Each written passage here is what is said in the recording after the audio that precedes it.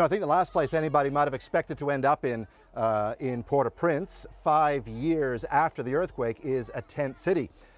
But here we are, and it is as filthy as you can imagine. It is filled with crime and misery and squalor. I mean, everywhere you look, it is overcrowded with people who have been here for too long, for 5 years. Right after the earthquake, we saw a lot of tent cities because, there were more than 1 million people, let's go down this way, more than 1 million people displaced by that earthquake, and most of them ended up in tent cities at first.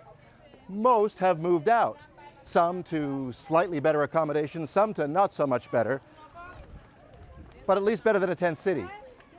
But that's not true for everybody. Still, 5 years later, about 85,000 Haitians still live in places like this. And people are coming up to us here and saying, where is the aid? They are not seeing it 5 years later. Some are hopeful that the refocused attention on Haiti and Port-au-Prince in the days leading up to the anniversary will somehow focus aid on the people who need it most once again.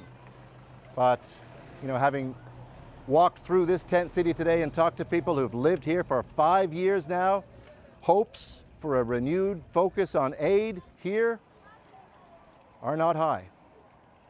Paul Hunter, CBC News, Port-au-Prince.